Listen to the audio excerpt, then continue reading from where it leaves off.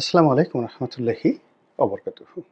সম্মানিত দর্শক, আপনারা যারা বাংলাদেশের রাজনীতি নিয়ে খোঁজখবর রাখেন, তারা সবাই জানেন যে এই যে ২০২৫ সনের জুলাই এবং আগস্ট মাস, এই সময়ের মধ্যে বিশেষ করে আগস্ট মাসের ৫ তারিখের আগে জুলাই চার্টার ঘোষণা করা হবে এবং এটা নিয়ে যারা আন্দোলনকারী তারা রীতিমতো একটা জীবন মরণ সমস্যার মধ্যে রয়েছেন। একদিকে এই জুলাই চার্টার যেন ঘোষণা করা না হয়, এজন্য সরকারের বিভিন্ন যে পক্ষ রয়েছে এবং রাষ্ট্রযন্ত্রের বিভিন্ন সংগঠন রয়েছে তারা এবং বাংলাদেশে যে ক্ষমতার বলয় রয়েছে সেই বলয় তারা চাচ্ছে যে এই জুলাই সনদটি না হোক। তারা চাচ্ছে যে এই মুহূর্তে যেভাবে সরকার চলছে, জোড়াতালি সরকার, এবং এই জোড়াতালি সরকারের ভয় রয়েছে, আতঙ্ক রয়েছে। এর কারণ হলো ইতিমধ্যে সরকারের বিরুদ্ধে যে গুরুতর অভিযোগ, তারা সংবিধান লঙ্ঘন করেছে পদে পদে। দ্বিতীয় অভিযোগ হলো তাদের প্রতিপক্ষ, যারা সরকারের প্রতিপক্ষ, তারা বলার চেষ্টা করছেন যে এই সরকারের যে শপথ গ্রহণ এটি কোনো নিয়ম মেনে হয়নি। এই সরকারের বৈধতা, আইনগত ভিত্তি ইত্যাদি নিয়ে নানা রকম প্রশ্ন রয়েছে এবং এই সরকারের যে শক্তিমত্তা, সেই শক্তিমত্তা নিয়ে নানা রকম প্রশ্ন রয়েছে। কেউ সেনাপ্রধানের সঙ্গে ডক্টর মোহাম্মদ ইউনূসের দূরত্ব, ক্যান্টনমেন্টের সঙ্গে যমুনার দূরত্ব, আবার ডক্টর মোহাম্মদ ইউনূস এবং তার যে সরকারি অফিসের সঙ্গে রাষ্ট্রপতির দূরত্ব, রাষ্ট্রপতিকে নিয়ে ত্রিমুখী কথাবার্তা, যে তিনি এখনও ভারতের হয়ে কাজ করছেন, আওয়ামী লীগের বিশ্বাসভাজন আস্থাভাজন হিসেবে তিনি সেখানে বসে আছেন এবং আওয়ামী লীগের পক্ষে যে কোনো সময় রাষ্ট্রপতির পদ পদবি ব্যবহার করে তিনি যে কোনো অঘটন ঘটাতে পারেন, এই ভয় সরকারের যারা লোকজন তাদেরকে তাড়া করছে। দ্বিতীয়ত, তিনি অর্থাৎ রাষ্ট্রপতি, তার সঙ্গে বিএনপির একটা ভালো সম্পর্ক আছে এবং বিএনপিকে এম্পাওয়ার্ড করার জন্য, বিকল্প শক্তি হিসেবে বিএনপিকে সাপোর্ট দেওয়ার জন্য যদি কখনো ক্যান্টনমেন্টের দরকার হয়, প্রশাসনের দরকার হয় বা অন্য কোনো বিষয়ে দরকার হয়, সেখানে রাষ্ট্রপতি অল অন এ সাডেন বিএনপির রাজনৈতিক ক্ষমতার সঙ্গে একত্র হয়ে যদি হুঙ্কার ছাড়েন, তাহলে আমাদের এই সমাজে অনেকেরই অনেক ভিত্তি নেই। রাষ্ট্রপতির দেখা গেল যে সাংবিধানিকভাবে তেমন কিছু করার ক্ষমতা নেই, কিন্তু যেহেতু পদটি ওই পর্যায়ে আছে, তিনি তার যে স্বপ্রণোদিত ক্ষমতা, ইনহ্যারেন্ট পাওয়ার যেটাকে বলা হয়, তো সেই ইনহ্যারেন্ট পাওয়ার দিয়ে তিনি অনেক কিছু যদি করতে চান এবং তার প্রতি যদি বিএনপির সাপোর্ট থাকে, তা ডক্টর মোহাম্মদ ইউনূস এবং বিপ্লবীদের জন্য মারাত্মক বিপদ এবং বিপর্যয় তৈরি করে ফেলবে। তৃতীয়ত, সেনাবাহিনী। আমাদের দেশে সেনাবাহিনীর ক্ষমতা গ্রহণ নতুন কোনো বিষয় নয়। সেনাবাহিনীর যে প্রভাব সেটাও পুরনো এবং সব কিছুর ঊর্ধ্বে আমাদের দেশে যে মনোভাব, শক্তের ভক্ত নরমের জম, অর্থাৎ আমাদের লোকজন সাধারণত লাঠি, গুলি, টিয়ার গ্যাস একটা সার্টেন লিমিট পর্যন্ত এগুলো মোকাবেলা করতে পারে, কিন্তু লং টার্মে নয়। ফলে যে আফগান জাতি, যারা বছরের পর বছর, যুগের পর যুগ, যে অ্যারাবিয়ান পেনিনসুলারের যে সকল জাতি, সেটা সিরিয়া বলেন, লিবিয়া, কুয়েত, তারপরে সৌদি আরাবিয়া, এদের রক্তের মধ্যে ইরান, মানে শত শত বছর ঘৃণা করার, লড়াই করার, ভালোবাসার একটা ধারাবাহিকতা রয়েছে তাদের রক্তে। কিন্তু আমরা খুব সহজে ভালোবাসি, খুব সহজে ঘৃণা করি, খুব সহজে কেঁদে ফেলি, খুব সহজে আবেগপ্রবণ হয়ে পড়ি, আবার খুব সহজে দৌড় মারি। একদম এমন দৌড় যে ভয় যদি একবার পাই, শরীরে যতক্ষণ শক্তি আছে ততক্ষণ পর্যন্ত আমরা দৌড়াতে থাকবো। তারপরে যখন শক্তি ক্ষয় হয়ে যাবে, তখন পিছনের দিকে ফিরে দেখার চেষ্টা করব কেন দৌড়ালাম। এই হলো আমাদের ক্যারেক্টারিস্টিক্স। এটা ৫,০০০ বছর আগে যেমন ছিল এখন তেমন আছে। ফলে সেই দিক থেকে সেনাবাহিনীর হাতে যে ক্ষমতা রয়েছে, অস্ত্র রয়েছে, সেগুলোকে ভয় না পাওয়ার কোনো কারণ নেই।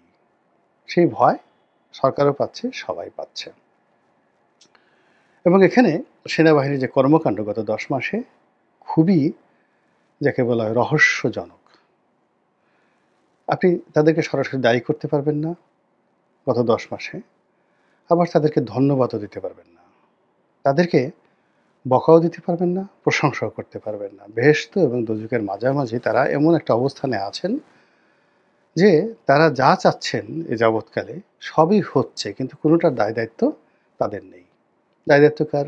বিএনপির, চাঁদাবাজি করে। দায়-দায়িত্ব কার? চরমোনাইর, সে বিএনপিকে গালাগালি করে। দায়-দায়িত্ব কার? জামাতের, সে সরকারকে সহযোগিতা করে। দায়-দায়িত্ব কার? এনসিপির, তারা নতুন একটা রাজনীতি করার চেষ্টা করছে। দায়-দায়িত্ব কার? ডক্টর মোহাম্মদ ইউনূসের, তিনি রাষ্ট্র পরিচালনা করছেন। সেনাবাহিনী এখানে সাত ধোয়া তেঁতুলের বিচি, এরকম একটা অবস্থায় রয়ে গেছে।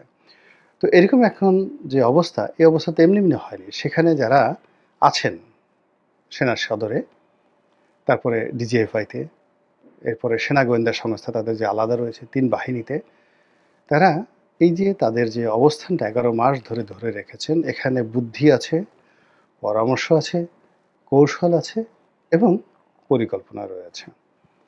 তো এই যে একটা হ্যাপহ্যাজার্ড অবস্থা আমি যা বললাম, সেখানে সরাসরি দুটো পক্ষ একেবারে ডাইরেক্ট।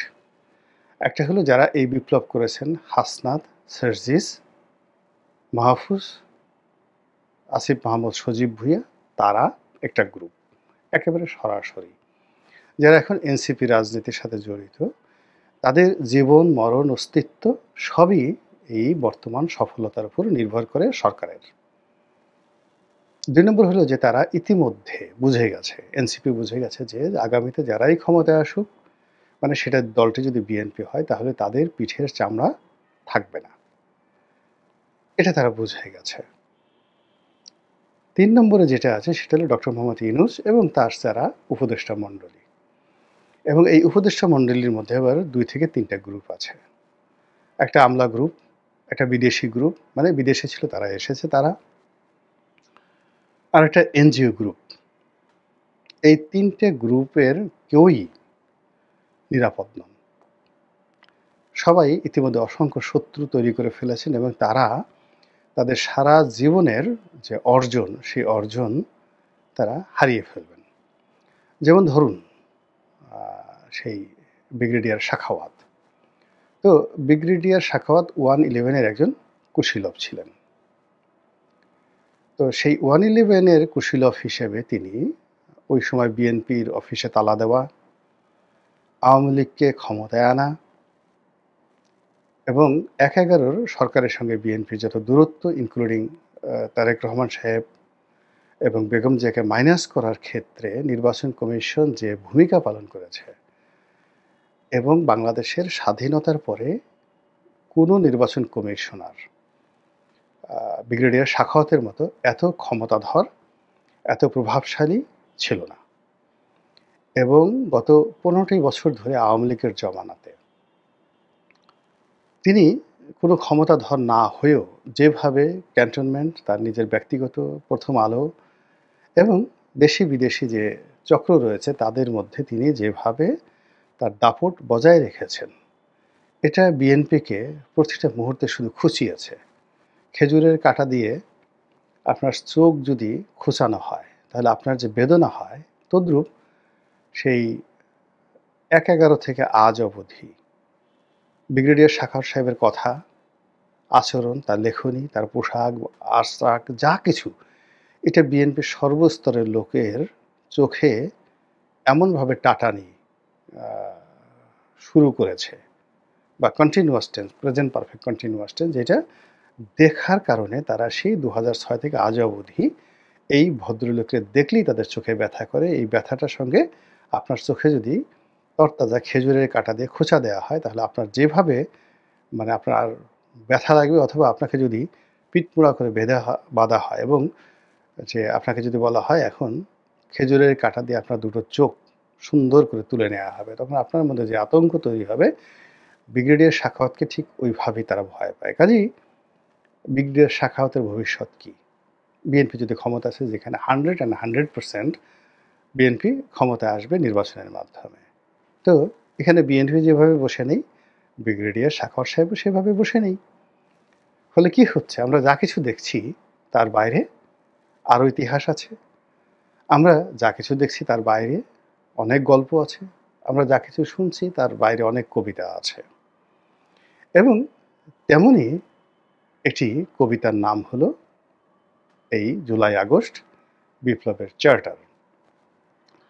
যারা এই বিপ্লবের অংশীজন, সেটা পিনাকি ভট্টাচার্য বলেন, সেটা ফরহাদ মাজহার বলেন, সেটা প্রথম আলোর সরি আমার দেশের সম্পাদক মাহমুদুর রহমান সাহেব বলেন, সবারই এক নম্বর দাবি যে জুলাই আগস্টের বিপ্লবের একটা চার্টার তৈরি করতে হবে এবং সেই চার্টার অনুযায়ী সরকার পরিচালিত হবে। এটা তাদের একটা প্রেশার। আপনি চিন্তা করুন যে ডক্টর মোহাম্মদ ইউনূসের যে প্রেস সচিব শফিকুর রহমান বা শফিক, উনাকে নিয়ে কি ইমেজ তৈরি হয়েছে? বিএনপি ক্ষমতা আসলে কি তাকে চুমু দেওয়া হবে? তাকে কোলে নিয়ে ওয়া ওয়া চোয়া চোয়া করা হবে? বলেন তো। এখন তিনি কি চাইবেন? তিনি কি বিএনপির কাছে সেফ এক্সিট চাইবেন? প্রশ্নই আসে না। তিনি চাইবেন জুলাই চার্টার হোক, তার সেফ গার্ড থাকুক, তার ভ্যান গার্ড থাকুক, তার জন্য একটা নিরাপত্তা বলয় তৈরি হোক। তো এই যে জুলাই চার্টার নিয়ে যে কথাবার্তা হচ্ছে এই জুলাই মাসে পক্ষে এবং বিপক্ষে, তারই প্রেক্ষিতে এই সময় সবচেয়ে আলোচিত এনসিপি নেতা জনাব হাসনাত, তার একটা বক্তব্য, যেটিকে আমি